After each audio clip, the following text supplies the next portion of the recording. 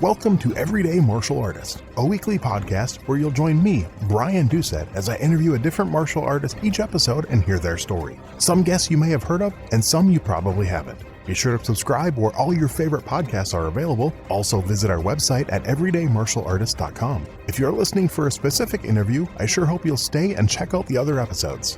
A very special thank you to Topher Williams for our custom theme music. And now, the newest episode of Everyday Martial Artist. Everyday Martial Artist is brought to you by KOOnline.com for all your martial arts needs. Sparring and safety gear, rank belts, uniforms, weapons, patches, and more. Wholesale supplies made by martial artists for martial artists. Visit us today at ko-online.com. Hello and welcome to the newest episode of Everyday Martial Artist. I'm your host, Brian Doucette, as we do every week, joined by another martial artist talking about their background, their story, their history, and what they're doing now and anything else that they're involved in with the martial arts and anything beyond that. My guest today is someone I first became aware of, and I believe it was 1991 or 1992. You guys have heard me talk about the Diamond Nationals karate tournament I used to go to and watch every year with some friends of mine, watching my friends compete. And this gentleman, I believe it was 91 or 92, he was 14 years old as a competitor and just kind of blew me away. And over the next few years, saw him compete many times. And one of my favorite ones was seeing him dress up like Brandon Lee from The Crow and doing his musical forms competition. It was really cool. But he's been a national competition champion. He's been on TV shows. He was even on the Broadway version of Mortal Kombat Live. So really excited to talk to my guest today. Please welcome to the show, Carmichael Simon. How are you doing today, sir? I'm doing well, sir. Thank you for having me. It's quite the honor. Appreciate it. I'm glad you were able to work it out. So kind of like we do with all my guests, let's go back to the beginning. I want to know where that first interest in martial arts, was it some kids, I guess they start when they're so young it wasn't really their interest, their parents just said you're doing this, but kind of that beginning, what was that first initial start with martial arts for you? Oh, absolutely. For me it was primarily, there's different generation of social injustice I had to grow up in. Being small, short, and Filipino American. But with that, it always gravitated me to watch, the normal Kung Fu theater and Shokazugi films. And, nice. At the time was wanting to be a ninja, right? So, I was 4 years old at the time, and there was a local martial arts school, fortunately, that I was able to start my first journey to my first black belt. And it was in Taekwondo. The school was called Atos Karate, and I was fortunate to have an amazing master. His name was Mr. Peter Kokinos, and he was a PhD from University of Maryland and kinesiology, and he's not only education contributed back to the university educational system, but most importantly gave back to the community, and was very fortunate to learn under his tutelage. Wow. So what was it about those first few classes that made you think this is it? This is what I'm sticking with. I really want to do this. I was very impressed with him. He used to do double front kicks and break boards, and I've always wanted to figure out how to fly. And being young in the early 80s, it was something that watching Kung Fu films and watching a wire work out of Hong Kong, but seeing it up close and personal was something that I've always, originally was attracted to. I think the self-confidence and self-discipline and obviously later the self-defense or self-protection aspect came into play. But martial arts to me has always been about visual movement and choreography and taking the art in itself within the martial arts to the next level. And that's what always has gravitated me to continue to contribute to our communities and obviously build new industries for our community. Oh, definitely. Now, of course, I mentioned at the beginning you got into competition. So that first school, were they a competition school? Was it a more sport Taekwondo? Was it more traditional? Yeah, I would say more the latter, right? Very traditional ITF school. We did not do competition, and I did not compete until I was a black belt. It was interesting because I did take class with adults, so I was part of an adult class, and I would say, I was 9 years old at the time, junior black belt per se, but I was able to gain the choreography and the philosophy way ahead of competition. But my first competition was in Maryland. I'm born and raised in Annapolis, Maryland, and it was a Maryland tournament, as well as I competed at the Capitol Classics, which is one of the national tournaments in 1986. And that was my preview to what national competition was like. And I would say that's where I saw my first living legends, my heroes, Okay. as you would say. I saw my demo that I recall was Billy Blanks doing a fight scene with Ernie Reyes Jr. and Ernie Reyes Sr. And I was able to see, Nice. the future of Grandmaster Jun Ree and Charlie Lee and John Chung and a whole lineage of East Coast and West Coast based martial arts competitors. And that really opened my eyes to a new journey for myself. And that's what I wanted to do since, per se, 9 years old, as I saw my first competition. So that was what drew you to your first competition, was seeing one? Because I know, like a lot of people, it's different for everyone. Like myself, I was never into competition. I loved watching it, but never had interest in competing. What was it about competition that drew you to it to make you want to actually get up there and do it? Yes, it was the nighttime show. You were able to see the best of the best. You were able to see the next generation of up and coming competitors, as well as the passing of the torch, as I would say, from the legends to the new heroes. And being able to grace a stage, it's a privilege. I always felt that competition at its rawest form puts you in situations that you step into it as fear, but you come out of it as faith. And that's what it's always taught me. And I was a quiet kid, similar, and did not speak very much. So it gave me the confidence to be able to public speak and to be able to present myself not only through movement, but visually, as well as be able to public speak to help communities with martial arts as a lifestyle. So I always wanted to ask you, with watching you compete those few years at the Diamond Nationals and seeing videos of you, obviously some of your forms competitions involved a lot of flips and acrobatics. Now, did you ever do gymnastics, or was that all part of your martial arts training? Yeah, so minimal gymnastics. Okay. It wasn't to a competitive level. I mean, I think I barely did giants on high bar and barely did a back tuck or a back handspring. Okay.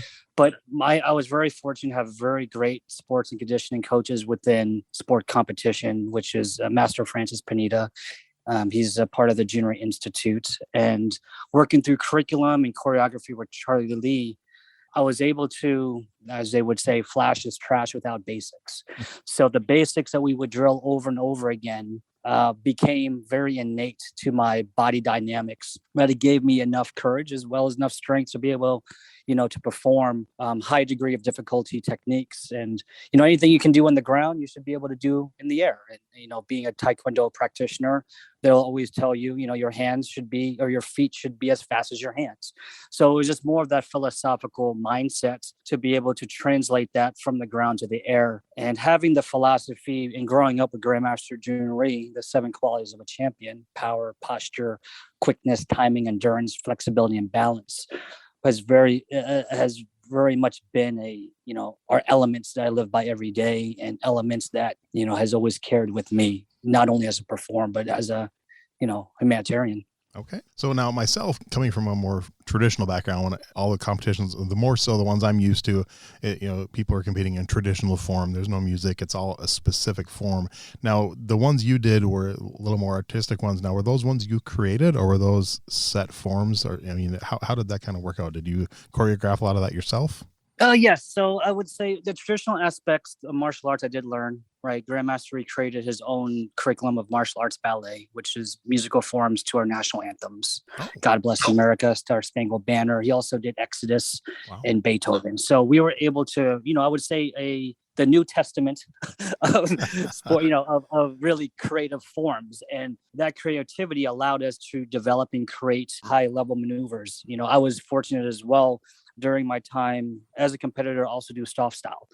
So I'm also a Northern and Southern Shaolin practitioner, as well as a Wushu practitioner. So being able to fuse hard style and soft style plus musical forms has always been something that has intrigued me. And I always felt as being able to use your body as a visual instrument is what I've always used martial arts as a tool. For me, as a tool, as a performer.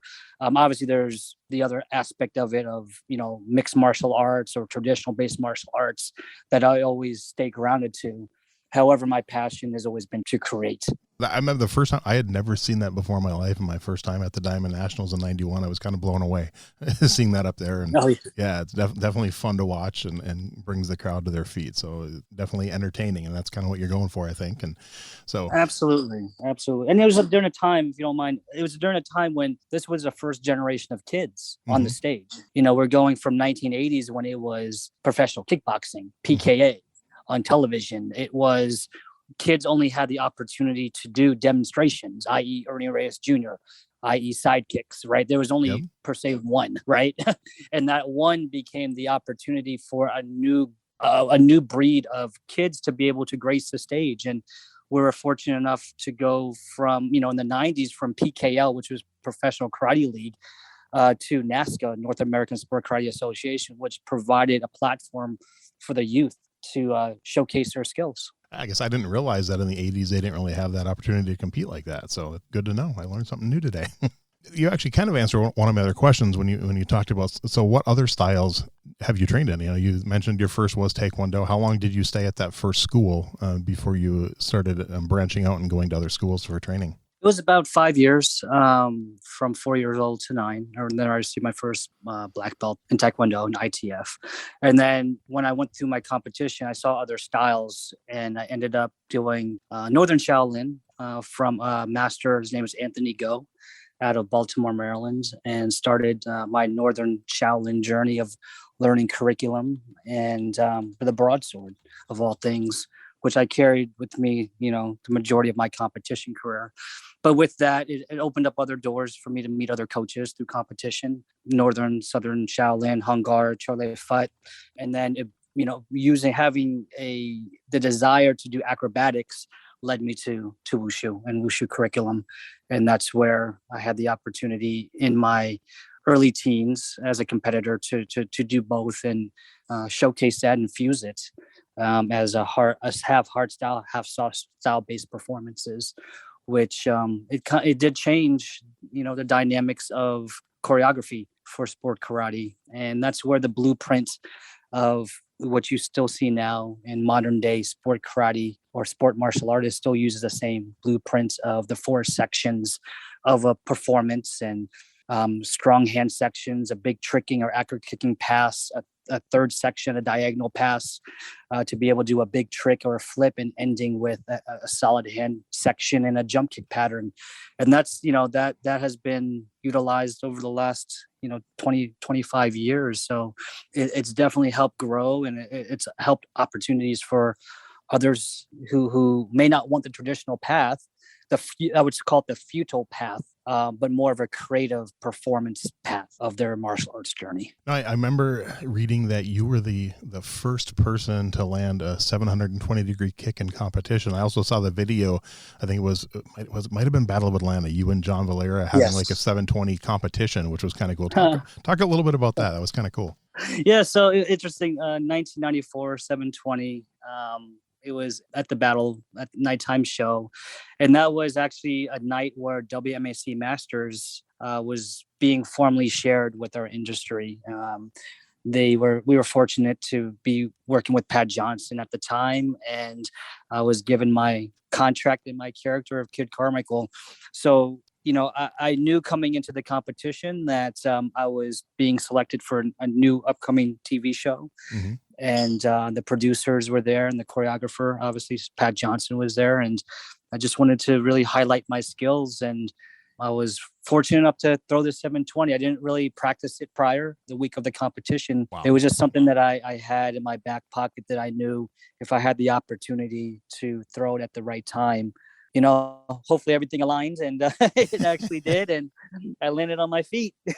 And the rest is history. Kind of like the Tony Hawk of sport karate there, huh? Something like that. It's pre-internet, right? So the visuals is, you have to just dream it. You have to dream and visualize it. It's not something that was readily seen at the time. So I think the best that I was able to see was probably a Jackie Chan film, but with wires, right? So that is sort of, like I said, when fear comes with faith, and you throw the kick and you rotate, hopefully you don't black out because of the lights, the spotlight's on you. And just so happened that I was able to land, fortunately, and became a standard. And the predecessor to that 720 is Stephen Ho and George Chung, who brought up the first 540. Right, I remember Stephen Ho doing the 540, which is actually an one-legged inside crescent kick for wushu, but it was done in such a artistic way as a taekwondo kick, not as a crescent kick, but more of a roundhouse kick, that bringing that into the circuit in 1990 really also changed the game for us to be able to take flight, as they would say. So now I know, thinking back to that time, I mean, the early 90s to the mid 90s, a lot of those competitors you were competing alongside of and against, a lot of them ended up on TV and movies. There are people there from the Ninja Turtles movies, the Mortal Kombat movies. And as you mentioned yourself, I know I've talked about with another previous guest, Herb Perez, WMAC Masters. So yes, those competitions led to a lot of that, which is for many martial artists, which is, some great exposure. Just talk a little bit about how did they approach you? I'm assuming they obviously saw you competing, or did someone recommend you? Yeah, it was, for me, more the competition platform, being part of the Junri system, was something that was already part of our lineage. Obviously, Grandmaster and Ed Parker in the 60s and 70s, Grandmaster had the Junri Invitationals or Internationals, and then the Long Beach Invitationals in California. Mm-hmm. So competitions were prevalent at a fighting level. So I was always around competition as a teenager because I was part of the association. But I would say discovery was based on the competitors, right? I was able to see Ho Sung Pak, who played Liu Kang in the video game, and he played Raphael, or Stephen Ho, my godfather, is, Ninja Turtles and Mortal Kombat as well, and Ernie Jr. So we were, I don't know if you knew this, but, the West Coast Association, Kwajinam Ernie Sr., is an 8th degree black belt from Grandmaster Junri. So the lineage is really tight. Our associations and organizations are very tight, tightly knit. But it was more of, I would also say, the platform was provided. However, if you recall that time there was no internet, and it was hard to get a phone number, right? There's no cell phones, right? Yep. Long distance calling cards per se. It was still rotary phones and maybe a cordless phone at the time. You had to seek your masters. And I think that's what made it so fun was, I grew up also skateboarding. I remember a movie called Bones Brigade, The Search for Animal Chin. Yep. And I remember them seeking Animal Chin, even though you never really saw that Animal Chin was that half pipe, right? The mega pipe. But, it was the fact that going to a martial arts tournament, like I said at the beginning, when I first saw my heroes in 86, I did not know I would continue to seek them out through the rest of my life as my mentors. And that was the most beautiful part about this journey of martial arts, was the ability to seek out your masters. And I think that's something I hope this generation, this new YZ generation, has the opportunities to go back and respect that lineage, that legacy and the legends, and really seek the masters, because they have the knowledge and the wisdom. It's not just about data and information moving to the internet and watching tricks all day and, watching choreography or doing stunts or doing the best martial arts form. It's these type of opportunities that I'm having with you right now, is the knowledge, understanding, and seeking that wisdom from those masters. Oh, definitely. In this day and age, it's so much easier to seek people out and find people and share knowledge, which is a wonderful thing. Yes. And that's what I learned through the process. But yeah, it was a very close-knit competition circuit. It still is. You still have your top 100 competitors who travel the country. Yep. And maybe out of that 10%, the top 10 grace the stage and they shift the industry, right? But you have your locals, your 2,000 to 3,000 other competitors who get the opportunity to, share this talent. And it, it's still bureaucratic.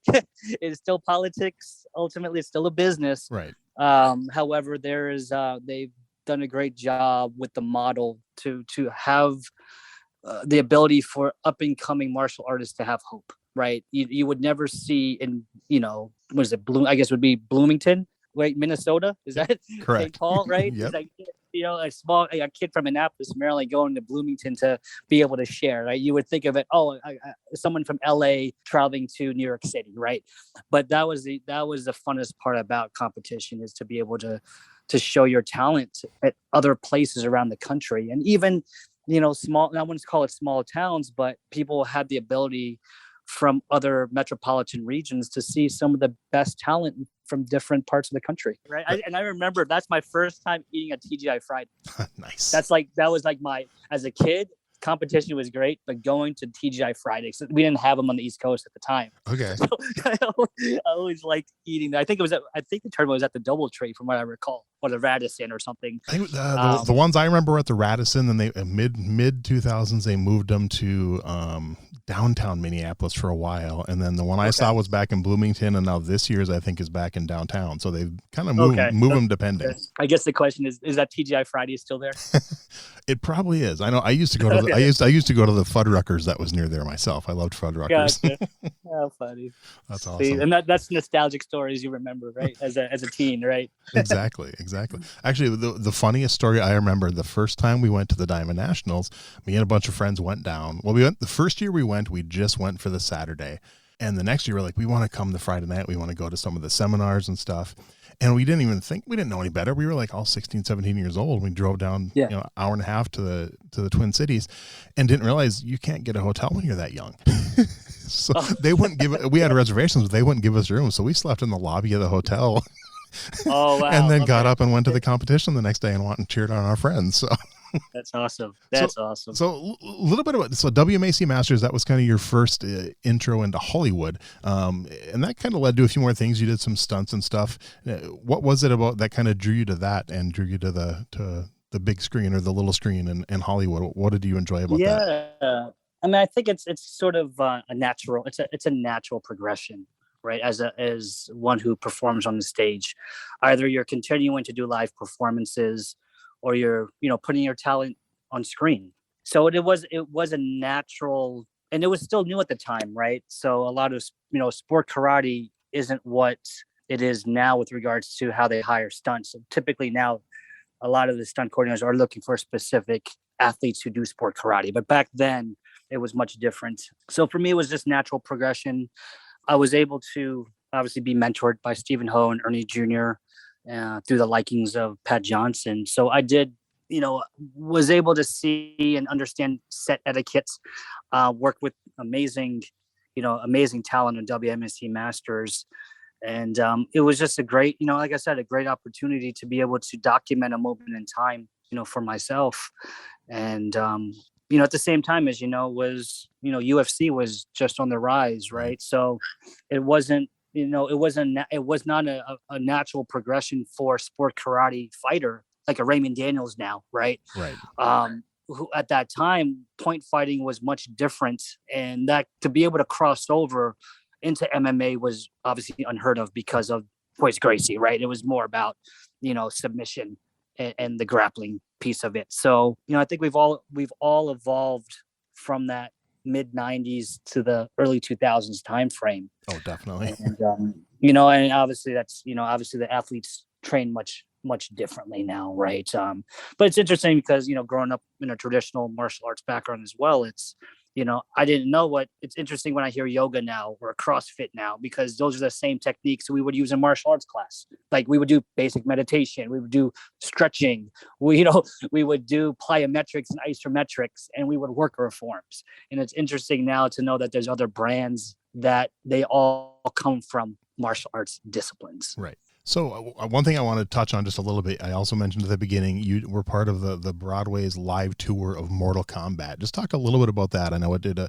think it was like a 200 city tour in 1996. A little bit about that experience.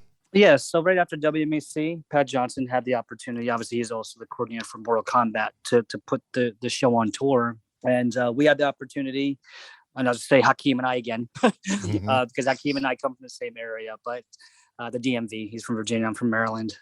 And it was interesting because we had an opportunity to continue to work together. And there, the opportunity was him to play Jax and myself to play Liu Kang. And we did, like you said, we traveled the country, and it was great because I was able to live on a tour bus for a year and really fast track life to see what it was like, in different cities and different towns, and, eat Waffle House and Crackle Barrel literally every day. Nice. Between towns, and living up per diem. And I was 18 at the time, and I was still trying to understand, what it was a lot of motivation with regards to my talent, and a lot of encouragement, which led me to, continuing to perform. And it was nice meeting families. It was great meeting kids, upcoming kids who are doing martial arts. And like I said, it gave hope, and there was a brand that was attached to us. So being able to open up Radio City Music Hall for 8 or 9 shows was probably one of the most amazing experiences that I've ever had. We did, a couple of shows on Friday, Saturday, and Sunday, and then was on a tour bus all the way to LA Forum. And that was another highlight of the WMAC Masters, was, doing a halftime show for the Lakers at the Forum at the time. And we met a lot of great martial artists, different martial artists, more stage combat-based martial artists, not film-based, but it allowed me to be able to transition between the opportunities and get perspective of the difference between a live show versus a film, right, like WMAC. So that really opened my eyes at a young age. And, it was just a great experience overall. That's really cool. So what age did you start teaching at? Actually, I started teaching at age about 15, really? 16 years old. Okay. I did. And it was interesting because I heard about the philosophy that once you start teaching, your martial arts personally will get better. Because, when you provide constructive criticism to a student as a teacher per se, you always think about that message you give to them. So you feel as though that you're empowered to make sure that you present that and not make the same mistakes. And I think that was one of the greatest things that I learned at a young age, was to teach. I do have, one of my first student, his name was Lau Beniga, and, he was an amazing competitor, an amazing student. And the most important thing was he was coachable. Now he is, I would say, the top dance choreographers in LA. Wow. He dances for the Jabberwockies, and he dances for the Kinjas, and, he does other collaboration efforts with other dancers. And, that's all, I would say, attributed to the discipline and the choreography and the coordination, the commitment of martial arts. I learned a lot from him. Actually, I think I learned more from him teaching him than him, carrying on his destiny. Well, that's the way it's supposed to be, I think. So now you've been teaching now probably over 30 years. What do you think's changed about your teaching style over the years? The application of it. I would say more of the 2 parts is to study the blueprint, for one, understand the architecture and the framework. And then 2 is the holistic application of the 7 qualities of a champion that I noted: the power, posture, quickness, timing, endurance, flexibility, balance.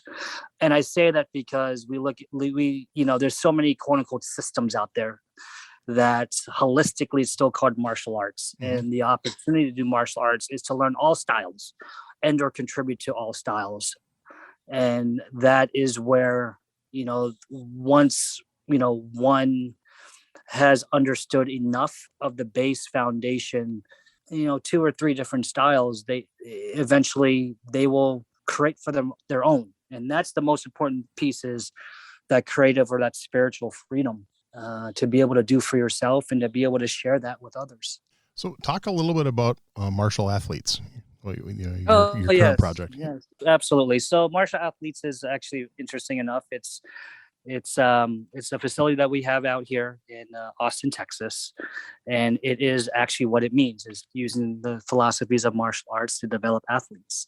So myself and Master Chad Cannon, he's also one of the teachers at Martial Athletes, we're here to provide the athletic parts of the coordination, the plyometrics, and the physical aspects of martial arts, and utilize that through an athletic form that could be translated to baseball, or to dance, or to football, right? Okay. And I think that's where I believe martial arts has given myself so much, that there's a lot of opportunities just for martial arts or martial artists to give back to other sectors of athletic communities. And that's why we have that facility. We have evolved. It's called Master Institute now.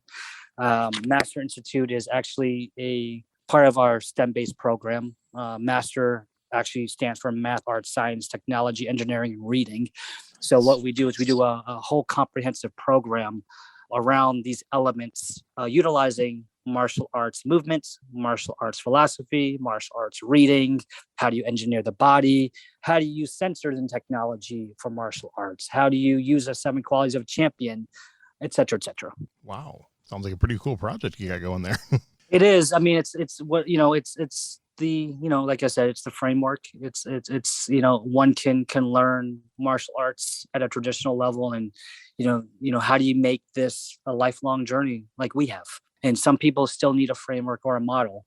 My background after stunts was, I'm an architect, a solutions architect by trade. So, building multiple systems is not just about the Microsoft system or the Oracle system or database.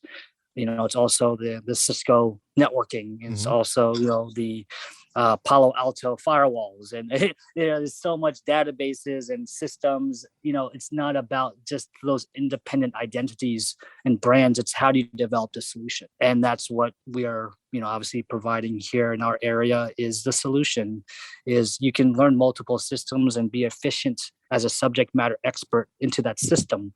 But you need multiple systems to integrate to be able to provide a solution. And that's what we're doing here with martial arts. Wonderful. And athletics. I will definitely put a link for that on our show notes for sure.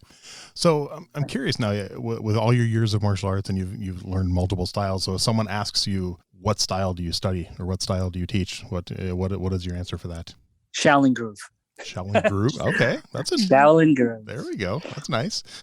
All right. So I also, as had the opportunity once I left the East Coast after my degree, was to work for Cisco Systems, which also brought me to the Bay Area of California, Santa Clara, San Jose. So I spent time in the early 2000s dancing and doing freestyle dance choreography in Oakland, California, with a well-renowned dance group called Housing Authority and the Architects. Okay. And, they taught me freestyle dance. They taught me how to count. They taught me visual movement. And they were very much inspired by Bruce Lee. Bruce Lee's from Oakland, San Francisco, California, right? So, there is still a very much a Kung Fu background in the Bay Area. And, I learned not only from them, but also Loop Kicks. Loop Kicks is a team from the West Coast demo team. And they are the ones that I would really say not just pioneered, but expanded tricking, martial arts tricking to what we know of is now. Okay. And being able to fuse those two movements, tricking, dance, and your traditional martial arts or martial arts ballet, as Grandmaster E would call it, is what Shaolin Groove is being able to translate martial arts, its movements, and its amazing disciplines to music. And that's where you see, the likeness of Justin Timberlake or a Justin Bieber, or stage show performers using martial artists on their stage shows, let alone when you watch a movie like John Wick. A lot of that stuff is now counted and timed. It's not just 1, 2, 3, right? It's 1, 2, 3, and 4, right? So they're doing a lot more timing of techniques, which also overlays with the music that you hear acoustically when watching a fight scene. So that is really the style that I would, hold dear to myself, is that Shaolin and the groove, because the Shaolin comes from, all movements for the Shaolin temple, even breakdancers and b-boys and hip hop, they're breakdancers. They were influenced by the Shaolin. Okay. Right. And the groove is, your basic 8 count. Nice. That's a great answer. Someone approaches you and said, I'm thinking of getting involved in martial arts, either for myself or my child, whether it's for an adult or a kid. What are some advice or some tips you'd give them, what to look for in a school and what to maybe watch out for in a school or an instructor? No, absolutely. I think first and foremost, it's, you have to seek, like I said, seek the master first and foremost. That's that's one of the most important things, is to do your research. The style, I would always prefer Taekwondo because it's a very technical based style. However, if that is not the ability, local per se, or the convenience of it, is to find an instructor who really deals with not just life skills, but commitment, confidence, and, making sure things are really maintaining accountability. I always looked at martial arts, even as a young kid, is the commitment is actually the parent. because the parent is the one who is actually paying for the Right. lessons as Yep. well as bringing the child to the school.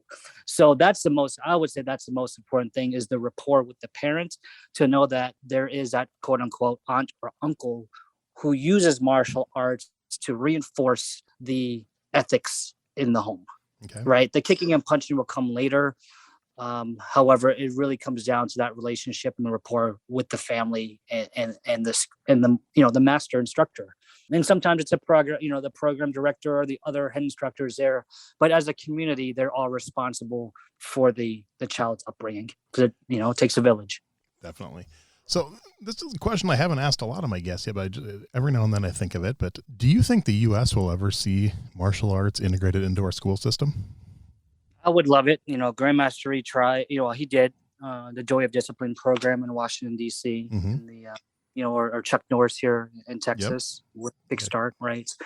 It is quite interesting. I hope they do. I do know, given our current state in our society, there are schools that are providing PE credits, and the opportunity for these kids to do martial arts Oh, is at least a step forward to nice. get PE credits to do martial arts, which is great. There's always still a stigma between media and, what is being provided in the community, because, it's not all about fighting, but it's also the educational system, once again, as lobbying, liability, and such. Right. But I also believe that is where the performance aspect, quote unquote, Shaolin Groove has that opportunity, is, how do you create this as a function of as a team sport? How do you do this as a performance style with the opportunity to fight, not the opportunity to fight first? Because we come from a different generation, when it was, when it was Korean War and Vietnam War and Japan, right? We came from a generation which we were very much influenced in the 80s, in the 90s, post-war. Right. And that came down to, combat, right? These last couple of decades has been more about performance. And I hope, that's where it gravitates, because YouTube is very accessible. And, it allows others to create for themselves. And, hopefully in time, if it's not directly in the school system, that there is schools out there that are able to work with the board of their school districts to be able to provide school credits for. I hope so, man. I'd love to. I'm hoping I see it in my lifetime. We'll see. So, Absolutely. So now you started in a traditional martial arts background. You moved into competition. I'm just curious your thoughts on MMA, the UFC. Oh, it's great. I mean, I enjoy it as a fan. Okay. I think I'm at the point in my life that, being a fan and being able to watch it from afar is great, because I can understand, just learning multiple styles of movement, that these individuals are learning multiple styles of discipline, and they are getting fed different influences from different traditional styles. And they have to comprehend, not only from their independent grappling coach, wrestling coach, strike coach, Muay Thai coach, as well as just regular sports conditioning coaches, that they have a lot of things that they have to disseminate and discern for themselves to be able to put themselves to get hit. Right. They are signing up to get hit. And the most important thing is to know that they feel protected. And that protection really comes with the level of training, that they feel confident enough to step into that ring. And I'm not saying that all fighters go in there without being nervous. I hope they're all nervous, because it is a war of skill set. I think it's gone far beyond just the physical. I think it's becoming now more of a spiritual fight, because you have to deal with mindset, and you have to deal with how are you going to recover your body after even before the fight. Mm-hmm. And I think that's the most important challenge of endurance, is knowing that there is recovery that needs to happen. And that could be physical trauma, mental trauma. It's a very tough sport, and I have to respect it for the athletes that they are. So have you, over the last 20 some years, have you ever attempted to throw your hat in the cage and give it a shot? I have not. Okay. I have not. No, Just a fan. I'm just a fan, and I made that choice decades ago. That's good though. It's not for everybody, that's for sure. Absolutely not. Absolutely not. So if you had to pick one martial artist to put at the top of your list for just that you truly admire, can you pick just one, and who would you put up there? It doesn't have to be someone you've trained with specifically. A lot of people have picked Bruce Lee. If you had to pick one to put on the top of your list. May I pick two? No, definitely. Okay. We're flexible. I'm gonna yes. I'm gonna Ernie Reyes Jr. Right. Yes. Ernie Reyes is the top of my list simply because during the time when I saw Sidekicks, that's what I could relate to. Love that He show. made it possible for me as a Filipino American to see somebody in my likeness that, that I could somewhat believe in, and be able to know that my martial arts skills could be translated, let alone not only performance, but also in film. Mm-hmm. And, even to this day, very, very close friend, one of my best friends. And the fact that I still have the ability to talk to him and to have really deep conversations about life, about strategy of our industry, or let alone just simple, brotherhood is, is amazing. Cause I would never thought when I was, whatever, 6, 7 years old per se, I don't even know when, watching him on TV this was somebody that was going to, be close to me for the majority of my life. I've known him since 1990. Wow. So it's, and that's us sitting at the bow of Atlanta dreaming about tricking, That's cool. and that's before tricking was tricking. This was, we were talking about the 720 4 years before the 720 happened. Okay. Right. So, and that was something that I've always held on to and cherished, and still cherish the conversations we have today.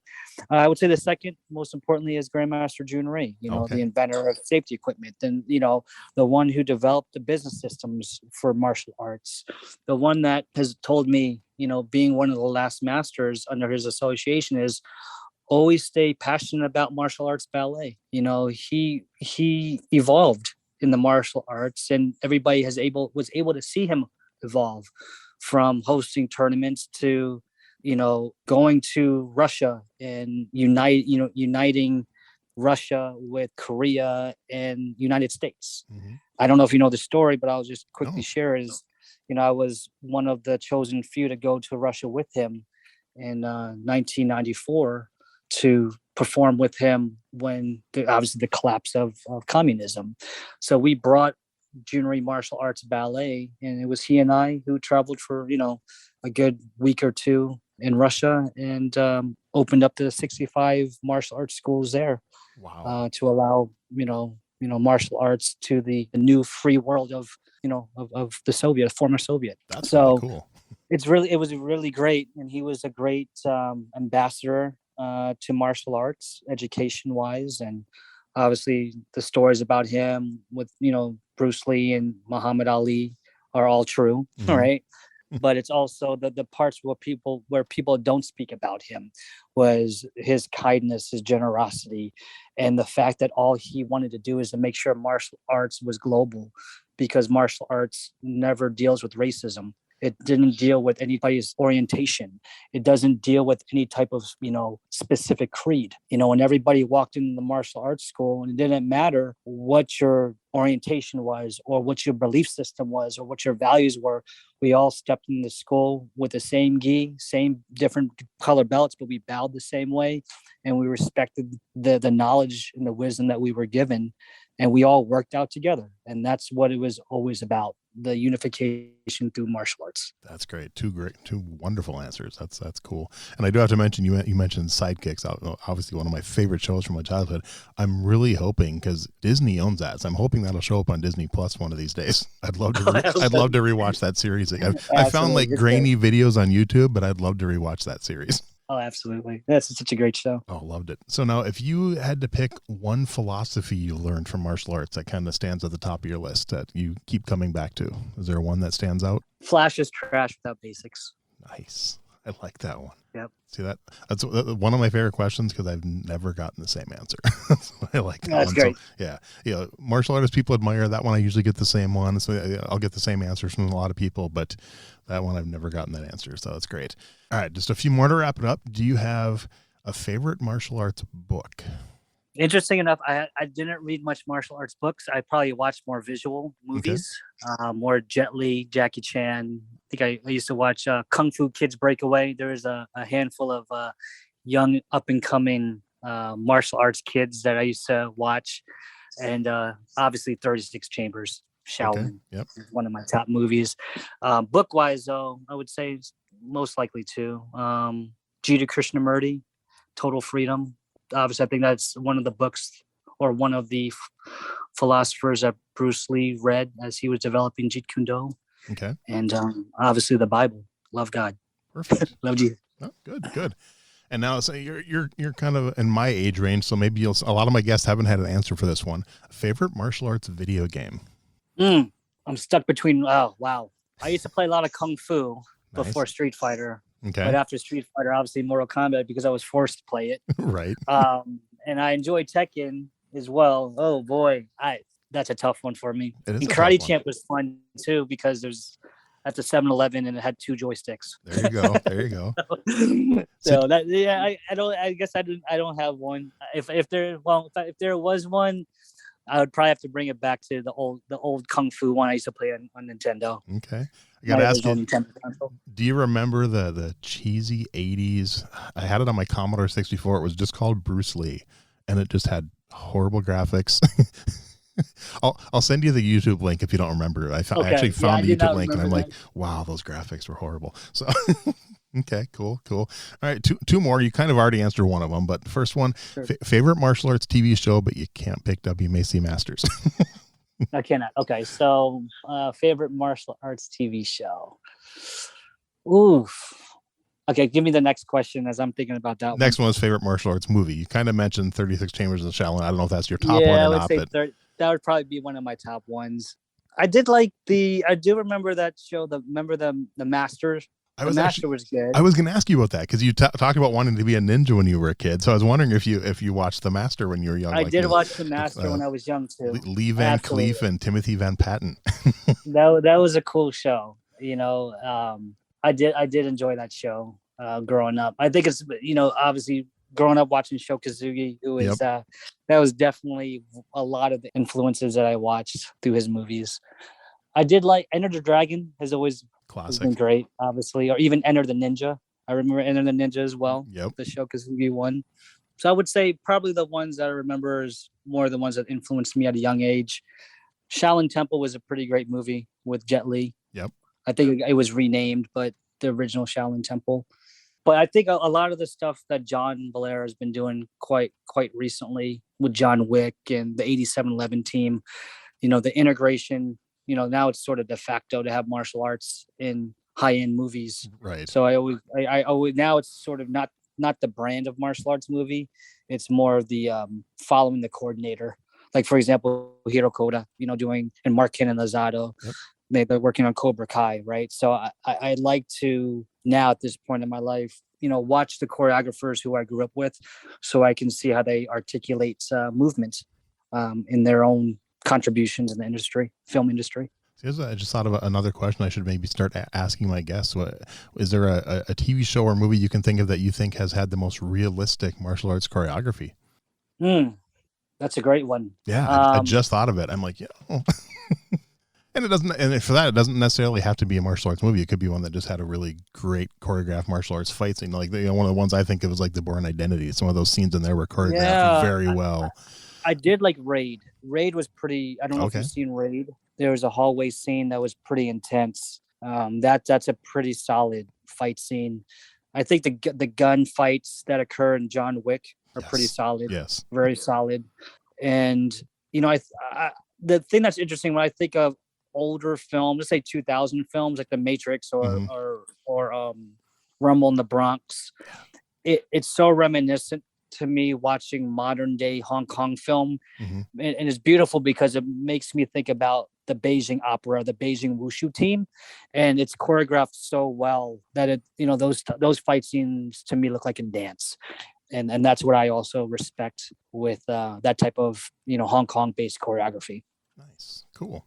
Well, any last minute parting thoughts you want to leave the listeners with?